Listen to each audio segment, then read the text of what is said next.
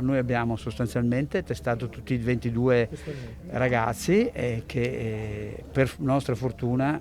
siamo partiti con la terapia Ciprofin 500, che significa coprire anche se per caso qualcuno di loro ha avuto il contatto col meningococco B.